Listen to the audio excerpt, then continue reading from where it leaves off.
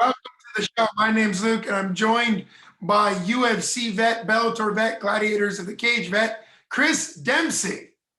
What's up? How are you guys doing? Chris, welcome. It's really exciting to have you on the show. You have just a couple days away from a professional grappling match for really CFFC, but now it's just called Fury Professional Grappling at the 2300 Arena in Philly. So you're going to be making the trip out there if you haven't already. What are your thoughts going into this? How are you feeling? I feel good. I've been competing through. Everybody got shut down for the pandemic and everything, and I kind of competed more during the pandemic, and I got to get into these positions where I had opportunities like I have for this one right here. So I feel good about it. I feel like it's definitely something I could win, and I just got to be smart and play my game. Makes sense. You're at a point where grappling is what you want to be doing, and you see that you have an opportunity there in the match, which is great. What are the rule set? Is it more grappling focused, BJJ focused? Is it time limited? I know nothing about what Fury professional grappling, like what their rule set is. So from what I was reading about the rule set, I'm really bad at this. I always kind of just go into matches and I don't even really know the rule set, which is something I need to work on. But figure it out when you're in there. What? No eye pokes? No eye pokes? It's something like that. From what I was reading though, I think it's real similar to fight to win rules. The brown belt matches are 7-minute long, sub only. There's no points, and then if there is no submission, it's a ref's decision at the end of the match. That makes sense, and like you said, that's a fairly standard rule set for grappling matches. I've seen that rule set before, which makes a lot of sense. So obviously, a submission only match puts the pressure on for the submission side of things. You are grappling focused. You train at the Mat Factory. You guys are cranking out, really talented. I get to see a lot of your talent that you produce at the Mat Factory doing the commentary side of things for 247 Fighting Championship. So it's been great to kind of see what the Mat Factory produces. How exciting is it for you to slide from the coach status that you've had now for a while, kind of back into the competitor side of things? I'm a lifelong competitor. I've competed in some form my whole life, and so it's very easy to do that. And I like doing it. During the shutdown, nobody really was competing at all, but I was competing. I was going to Florida and other places where they were open to compete. So I kind of had already slid back into that mindset of competition, and now it's just kind of a balance for me where I have this competition this weekend, I have another one next weekend, and then the 247 fights are coming up in about 4 to 6 weeks after that. So I got to get right back into coaching mode and everything. Well, let's talk about those two other things. Obviously, in a couple of days you're going to be out there for Fury championships, but and Fury grappling championship. But what's coming up next weekend? I hadn't caught wind of that. What promotion is that? What are you doing? So next weekend is a title match for High Rollerz out in Vegas.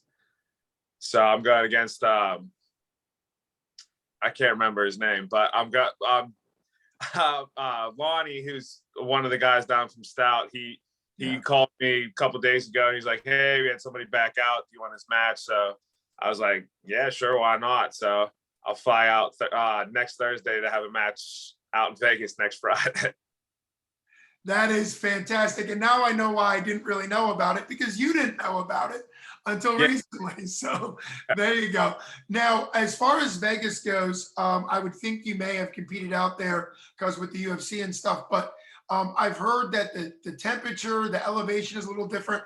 You're obviously giving yourself an entire 12 hours to transition to being out there. So what do you feel about getting on the plane, getting out there? Do you think your body will adjust quickly? Yeah, I mean, I've actually never fought in Vegas. Okay. I have competed in some grappling tournaments out there. I was on this is High Rollerz 6. I was on High Rollerz 4. Okay. But I mean, I trained out at the Olympic Training Center in Colorado Springs, Mhm. and between my junior and senior year of college, and everybody was saying that the elevation change out there was going to be a big deal. But I mean, I never really felt it. Maybe maybe I'm just a weirdo and I don't feel stuff like that. I don't know. You're definitely a weirdo, but that's a good thing. That can be a good thing. I don't think anybody's going to argue with you on there. Yeah, there you go. And I say that because we're through the video here, so I have some safety of separation. But you have such a great competitor attitude, and I think we've seen that in your life and in other fighters' lives. Where for you, you're taking what is a grappling title fight now, a title match. Now for the high rollers out there in Vegas, what comes with the title match? Is that just kind of a cool opportunity to get a belt and potentially kind of add something to your resume? I believe so. I don't really know the details on that. I know the rules. The rule set is easy for that one. There's no time limit, and it's a sub only match. So it's my first no time limit match, and I was real excited about that because that's one of the things I pride myself on is that I won't get tired ever. And so to finally get that opportunity to have a no time limit match, I was excited for that. Yeah, let's talk a little bit more about that because I once was at and watched a no time limit down at the Tropicana in Atlantic City, and I think it went over an hour because no time limits are seriously no time limits. So, and you know, watching it as more of a fan or spectator, I wasn't sure how serious the no time limit policy is. Clearly, it is serious. So, what's the most exciting part for you, knowing that you'll finally get a no time limit match? One, it's a test for me. So I always like to test myself, and from what everybody was telling me is this guy's like a ultra marathon runner and stuff. So it's not like he's asking for a no time limit match and not going to come in shape. He's going to come in shape. But then also it's like some people say that one rule set is more advantageous to guard players. One rule set's more advantageous to wrestlers, things like that. Where this rule set, I mean, there's Nothing. you don't have to go to an EBI overtime. There's no points. It's not advantageous to anybody. It's whoever wins was better that day. So. Right. Well, that does make a lot of sense because when you competed, I was there when you competed at the Stout Grappling, which was June of 19, and they went into overtime. I don't believe you did, but Mike Wilkins went into overtime, and there was some positioning, and you know, like there's rules for how overtime you had to get in. I think he got into an armbar position and something else. So there's none of that in a time limit. Yeah. Yeah, that was EBI overtime rule set. I mean that rule set, most people say is more advantageous to pure jiu-jitsu artists, where the IBJJF or the ADCC style with points and takedowns and things like that is more advantageous to wrestlers. So, yeah. I mean, I am a wrestler and I don't particularly like the EBI rule set, so maybe they have a point there. maybe they do. Well, it's just interesting for anybody that doesn't know the complicated rule sets that come up in Brazilian Jiu-Jitsu. You're getting a little bit of knowledge from Chris as we talk about this, because there's probably even more varieties out there. But it's cool from a rule set that in Fury Grappling, it's 7 minutes, no points, no anything, either submission or decision by the ref. And then of course, Vegas will be pure submission, which is wonderful. Now, not to give anything away from your Vegas, but if you could hit a dream submission, I mean, like a twister, like a once in a lifetime submission, what would it be out there for the title? Submission only, 41 minutes into the match. What submission are you hitting? This is gonna be weird, but a banana split. Oh my goodness. if I can hit that in an actual match, I mean, I've hit it in practice before, but if I can hit it, that'd be awesome. Yeah, that makes sense. That makes sense. We go back to the weirdo thing, but it is true that, but that's more of like a wrestler mindset, because a banana split basically breaks, your opponent breaks, right? Your opponent, Yeah. it basically says, I'm giving up because you're splitting my groin. I mean, this is ridiculous, Yeah. So yeah, that makes sense why you'd think banana split. Well, if you hit the banana split, then you are like McGregor back when he was predicting how he would end fights. So really exciting. Well, one more thing you mentioned is 247 Fighting Championships is having a great event, finally back to full crowds, August 7th at the Mobile Convention Center. You're going to be there as a coach. And what is it like for you as a coach in the corner for MMA, having competed 24, 25 times professionally? What's that transition been like to you as a coach? And what are the pros and cons between competing and now coaching in the sport of MMA? So it was hard at first to transition, just because, like, I think good coaches need to know their athletes well. They need to know their styles and stuff. And some coaches try to be, their style is the style to go, and no other style, where my style might not fit somebody else's style. So as a coach, I have to know that. I have to know where to go and where to find work and ideas for people who don't have the same style as me. And so that was hard at first, but it's been working the kinks out. The worst part is being a coach is so much more stressful than fighting. Like, when I was fighting, I knew I could make weight. I knew I was going to make weight. I knew I had total control of what was going on in the cage. When you're on the outside of the cage, you have zero control. And it's just like, man, like, you can yell and scream all you want. If they don't want to do it, they're not going to do it. And I think that's probably the most stressful part about it. But it's also really rewarding to see people, like, progress and get better every single fight and every single match. It's just, it's like, I don't know, it's like you're a proud parent or something like that. Well, yes, absolutely. I always say that coaching at any type of sport is its own sport in and of itself, that there's better coaches than others. Like you were mentioning, you almost have to morph if you have different fighters with different styles on the same card, and you corner one and then jump to the other. You kind of sometimes have to change your style as a corner, Yep. which is something you didn't have to do as a fighter because you fought your style. So it is Right. a lot more specific to the fighter you're coaching. Now, And personality types too. Personality types plays a big role. So you might have somebody who likes to be in the back and they like to get smacked in the face and get all riled up and get excited. But then your next fighter might just like to be relaxed and calm and things like that. So you have to be able to read personality types on top of fighting styles too. and speaking of personality fights, having coached MMA fighters in corners, there's also a different style depending on the personality fight style. Some guys or fighters never want to be told that they need to change something, or that the last round didn't go their way. And some are like, tell me brutally. So what style of corner talk did you like as a fighter, and what style of corner talk do you give as a coach? So I like the brutally honest. I mean, I if you talk to people who spend a lot of time around me, I don't sugarcoat most things. So I like that same thing back to myself.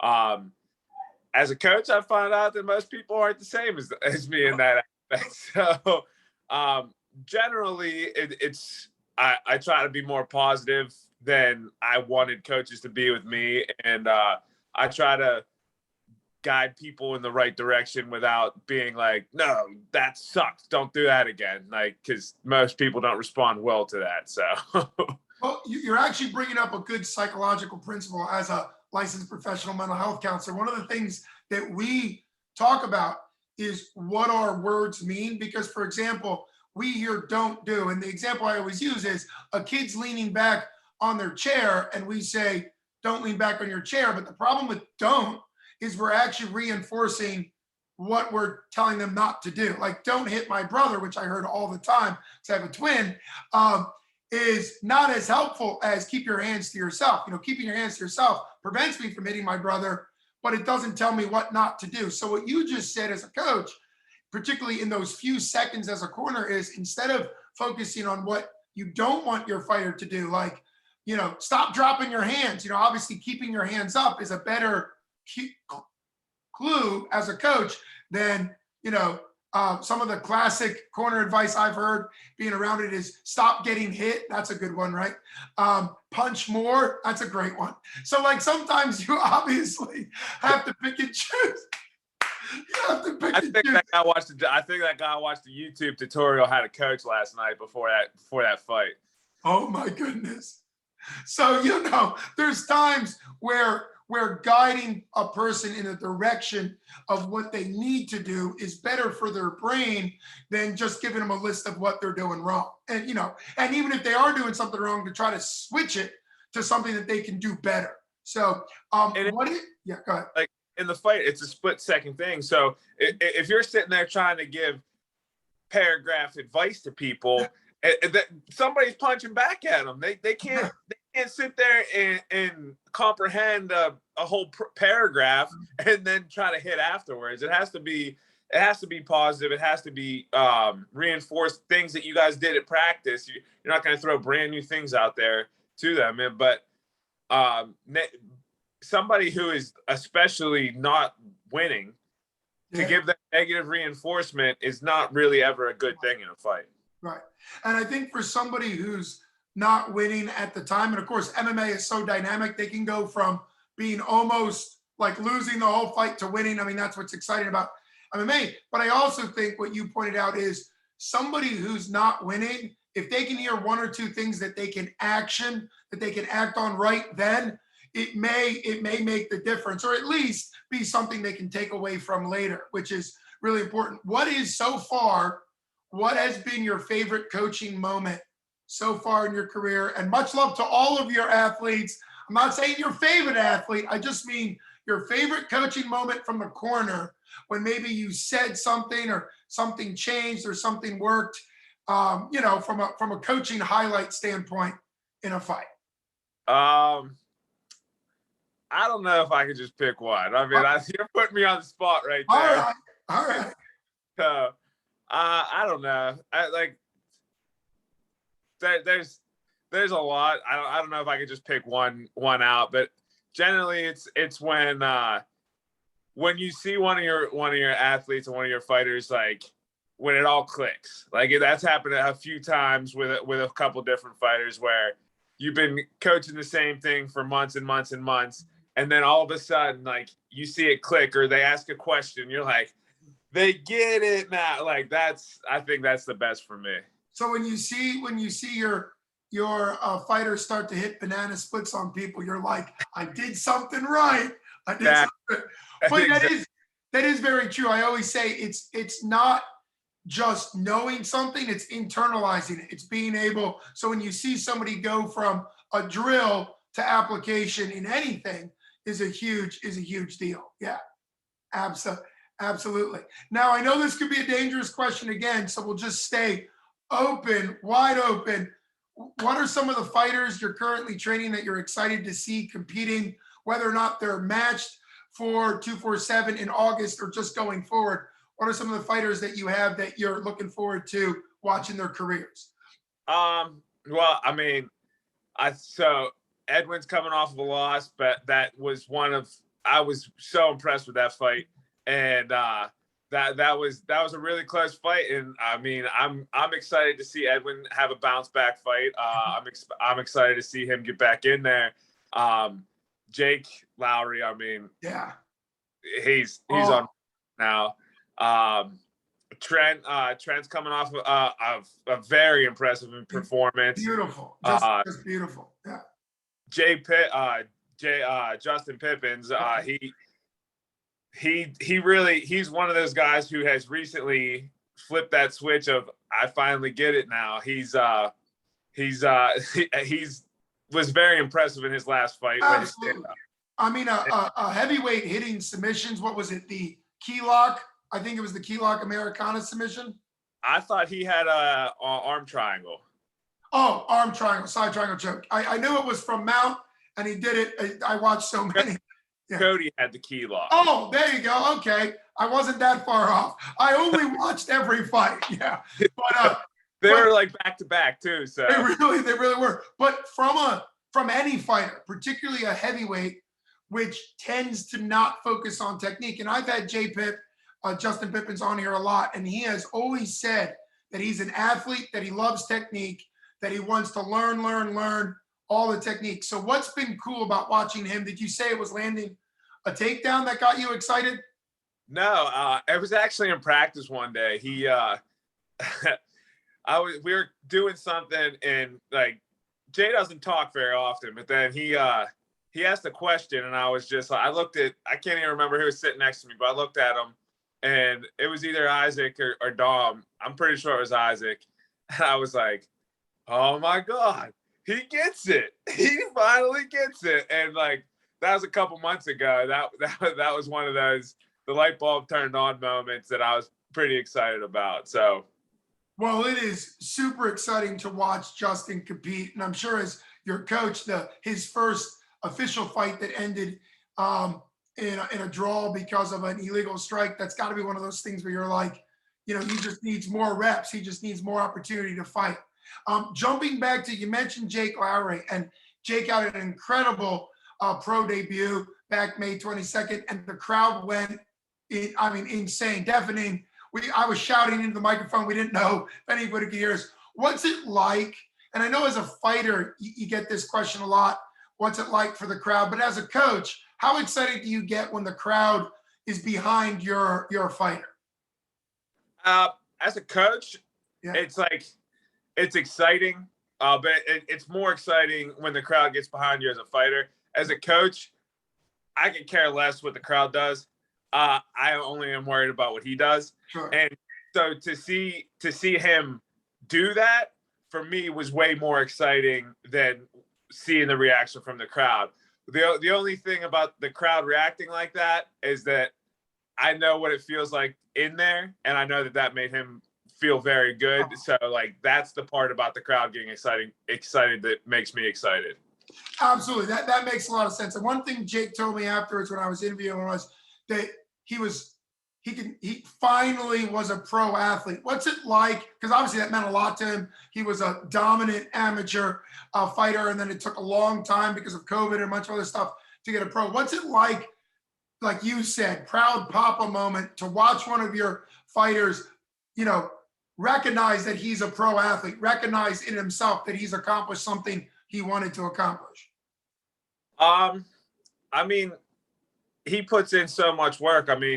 There's a lot of mornings that we've been going in where it's just me, Jake, and Cheyenne going in there with Evan, our new striking coach. And Jake's coming in all the time, just getting more work in with Evan, with Dom, with Isaac, with anybody he can, and just like, he's hungry, and to see it all come to fruition the way it was supposed to, it's awesome, because there's some athletes that you have that put that kind of work in, and it doesn't work out that way. Right. So it does work out that way. It's awesome.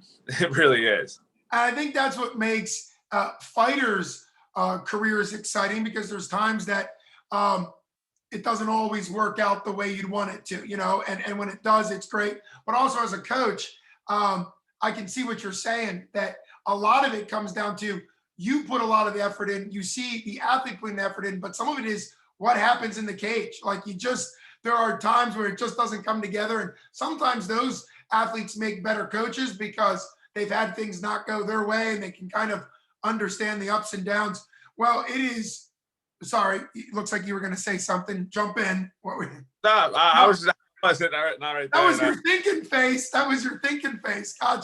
Gotcha. Well, it's a very active thinking face. So are you also, I don't know, because I know the Johnstown card is going to be a lot of Johnstown fighters. But are you going to be making it out to the Cambria War Memorial, which is a huge event for 247 in late August? Yeah, we have Trent fighting on that card. Okay. Yeah, that was actually the last place I fought before I got signed anywhere. So that'll be that's where I started my fight career, and so that'll be it's the first fight I went to ever as a spectator / training partner, and it was the last place I fought before I made it. So it'll be kind of exciting to get back up there. Yeah, it sounds like it's got a special place as far as you as a competitor. I was talking to the Cahill brothers who train out of Johnstown, they're local guys, and they were saying from wrestling standpoint that they wrestled there so much that was always like in their mind. Oh, you want to get to Memorial to wrestle. Did you do wrestling out there yourself in your wrestling career? I did not ever wrestle at the War Memorial. So when I was a kid, that was where Pennsylvania Youth States was at the War Memorial every year. I never made it to States as a youth wrestler. And then I did wrestle at Pitt Johnstown. So I wrestled right up the hill from there my entire college career, but I never wrestled at the War Memorial. Well, it'll be a really cool experience for you and for all the people, because 247's got two great cards coming up. Obviously, the August 7th and the August 21st. I appreciate you coming on here and talking about everything. It seems like we could just keep this thing going. I'd love to have you back probably after your two grappling and maybe after August 7th to kind of wrap everything back up.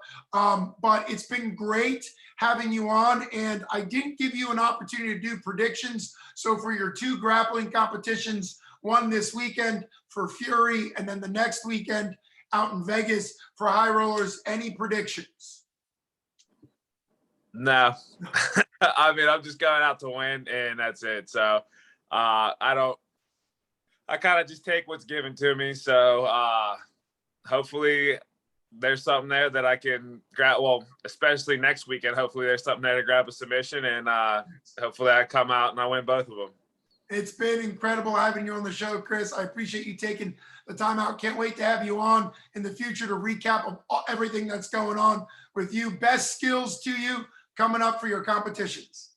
Thank you very much. I appreciate it. Thank you, brother. Have a good one. You too.